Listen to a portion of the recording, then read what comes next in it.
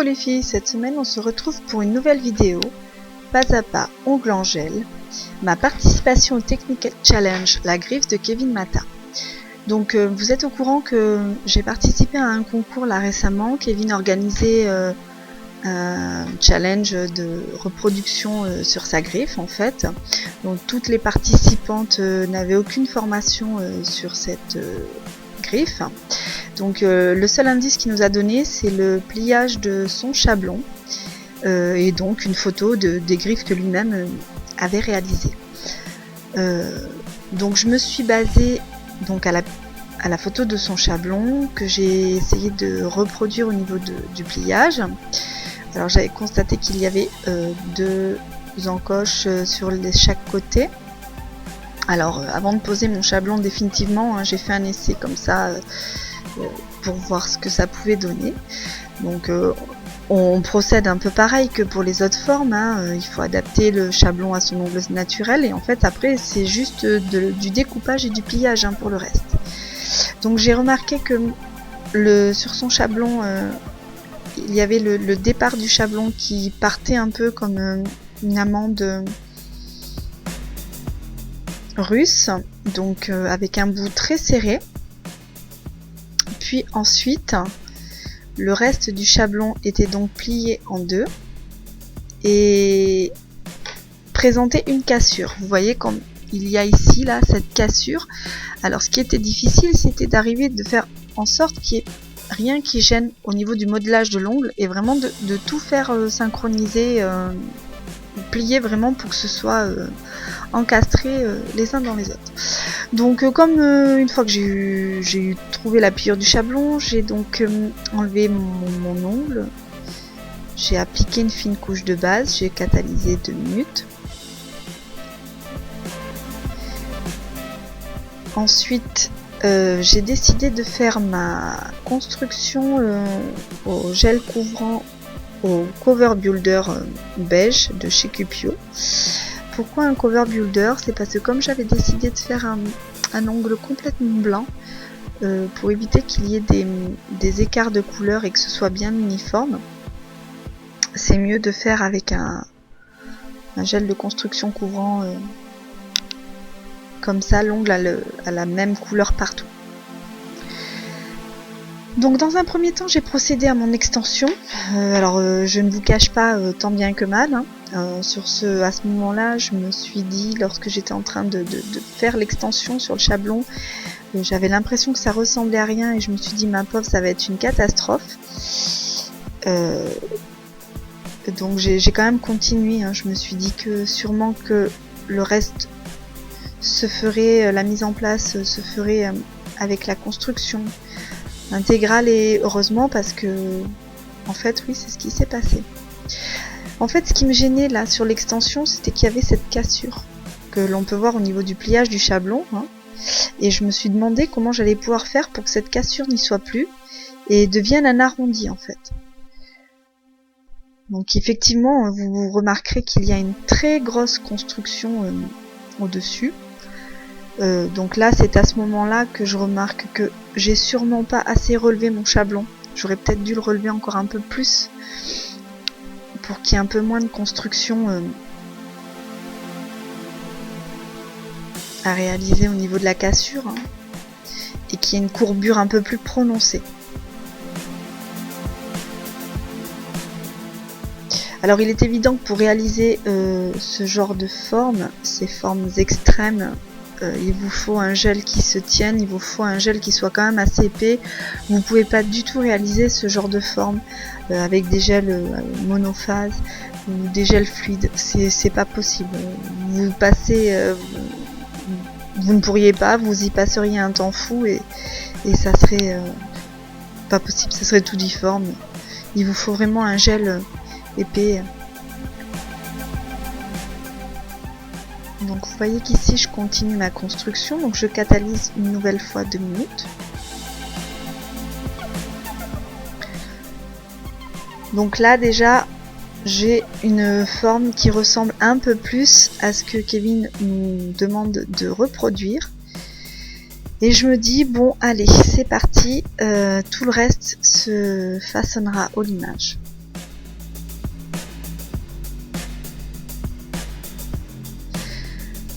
Donc avec une lime à grinçant 180, tout d'abord j'affine mes parallèles. Alors à ce moment-là, il faut faire attention parce que la pointe est quand même assez fragile. Hein. Bon, ça reste fin, donc il faut vraiment que vous teniez avec vos doigts, hein, votre ongle, hein, quand vous le limez, hein, pour ces genres de formes un petit peu longues et extrêmes. Et donc là, je fais, pour faire les arrondis et casser un petit peu toutes ces micro-bosses que j'ai pu faire lors du façonnage, un petit coup de ponceuse, c'est l'idéal. Alors en plus, pour ce concours, je me suis vraiment pas facilité la tâche parce qu'au lieu de faire ça sur ma bonne main, j'ai été faire ça sur ma mauvaise main. En fait, comme sur ma main droite, j'avais un ongle qui me plaisait pas, je me suis dit qu'il fallait que je le refasse et du coup, quitte à le défaire, je me suis dit que je ferais la griffe dessus.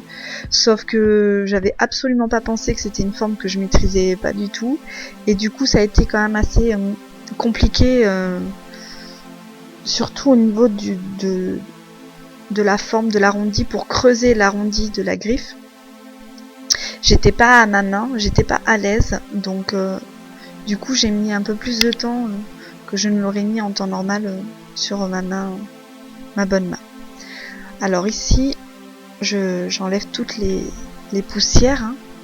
Voilà, donc on peut voir que là j'ai une jolie griffe. Si je l'avais laissée comme ça, elle aurait été aussi déjà très bien.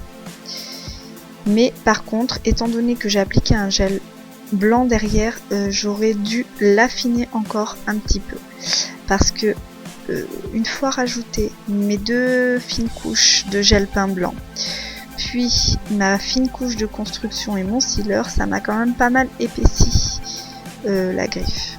Du coup, je le saurai pour la prochaine fois. Il faut vraiment, vraiment, vraiment affiner cette griffe au maximum.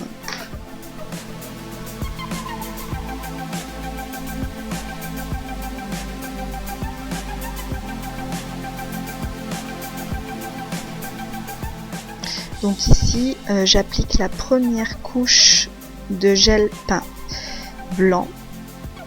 J'ai opté pour un gel peint parce que ce sont des gels qui sont vraiment très très très pigmentés et du coup ça permet vraiment une utilisation en fine couche, surtout lorsqu'on fait on l'utilise après la construction comme ça. Si vous utilisez un gel épais, c'est pas possible parce que sinon ça fait trop d'épaisseur. En plus, voilà, il est vraiment très très pigmenté, ça donne un résultat vraiment homogène.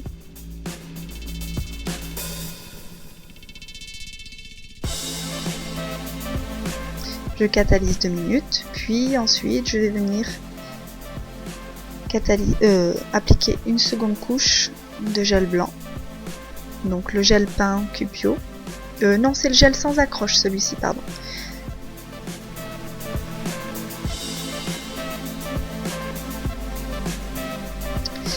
Avant de catalyser, je vais venir déposer mes petites paillettes bleues avec un pinceau de détail.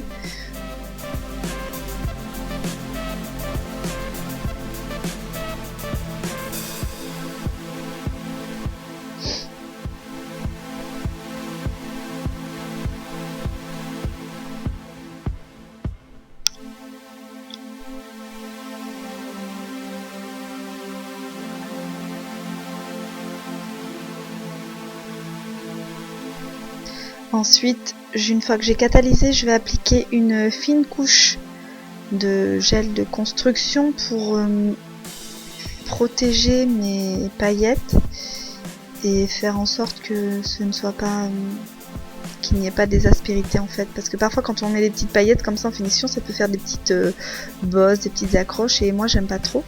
Donc pour éviter ceci, je préfère appliquer une fine couche de gel de construction que je catalyse ensuite 2 minutes. Après je passe un petit coup de bloc blanc et du coup mon ongle il est tout nickel, tout bien lisse, tout doux. Et là ensuite je vais pouvoir venir d'abord appliquer je vais passer mon gel sealer, parce que je préfère toujours les sealers, hein, je trouve qu'ils brillent plus. Et puis c'est plus pratique les gels sans résidus. Je les préfère vraiment.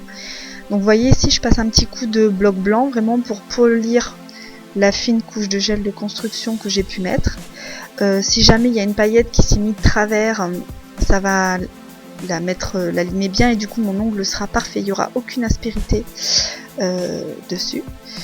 Donc je repasse, je dépoussière. Là je prépare un peu toutes les décos que j'ai en tête et puis des fois j'avise un peu au dernier moment, je prépare des choses. Parfois j'essaie, ça fonctionne bien du premier coup et puis d'autres fois ça marche pas tout de suite. Donc là c'est un petit peu le cas. Au début j'avais une première déco en tête avec des petites microbilles transparentes, sauf que malheureusement mes microbilles transparentes elles ne se voyaient pas. Donc en fait si vous voulez en cours de route je vais changer de déco.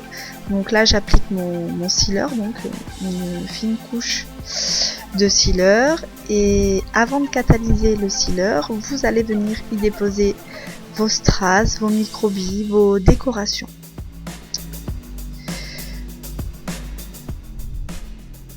Faites attention, on ne touche jamais les cuticules. Il faut vraiment que vous soyez à 1 mm du bord des cuticules, le plus près possible, mais sans toucher. Et il doit vraiment pas y avoir de démarcation entre votre ongle naturel et l'ongle synthétique. C'est pas, voilà.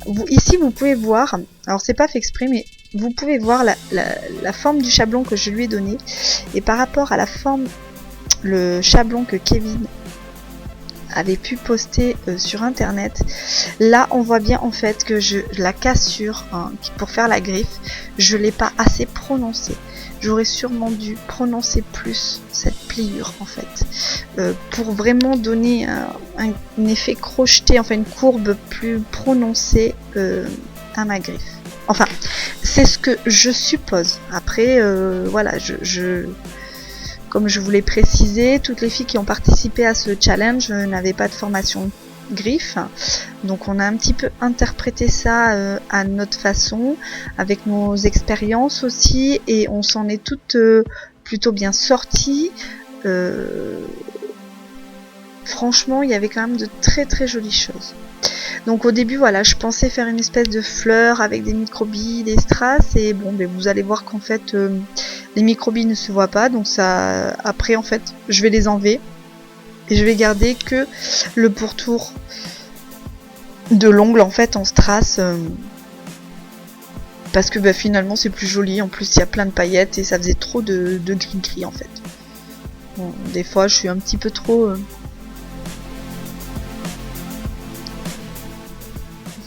Ce que j'ai en tête va pas forcément. Vous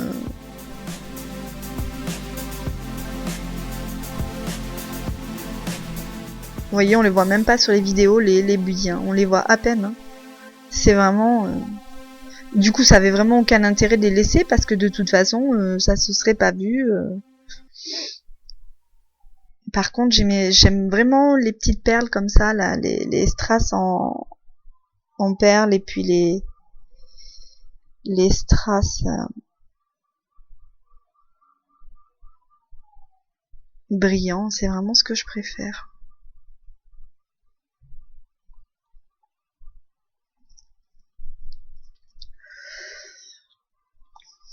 Oui, donc la déco, c'est toujours la partie que j'affectionne le moins. C'est vraiment très très minutieux, c'est long aussi. C'est sûrement pour ça que je suis pas très douée en nail art d'ailleurs. Je pense que c'est parce que une fois que je me suis envoyé des super poses techniques, repasser encore 1 heure à faire des fleurs, des machins, des ci, des là, ça m'intéresse moins. J'aimerais bien pourtant savoir faire certaines choses, mais je suis un peu moins patiente pour ça, donc autant je pourrais passer des heures à façonner un ongle ou à jouer avec les effets, les couleurs, à essayer des textures, des choses comme ça, des formes, autant le nail art c'est pas trop mon truc, donc c'est aussi pour ça que je privilégie le simple pour cette griffe, parce que j'ai quand même passé juste pour la construction et la mise en forme, j'ai bien mis 1h30. Ça paraît pas sur la vidéo, parce qu'elle est en accéléré et que Mais j'ai mis quand même assez longtemps.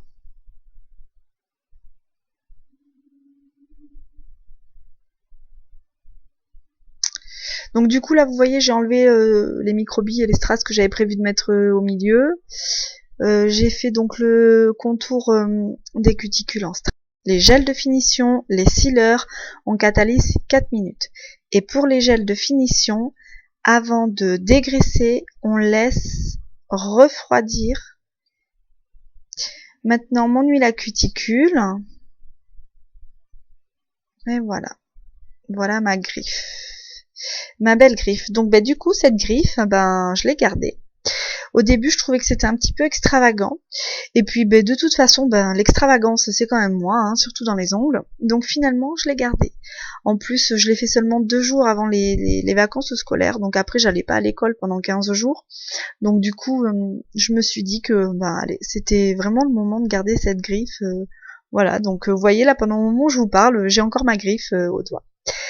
Je vous remercie d'avoir regardé ma vidéo, n'hésitez pas à commenter, n'hésitez pas à liker. Retrouvez-moi sur Overblog, Facebook, Google+, Twitter, Instagram. À bientôt!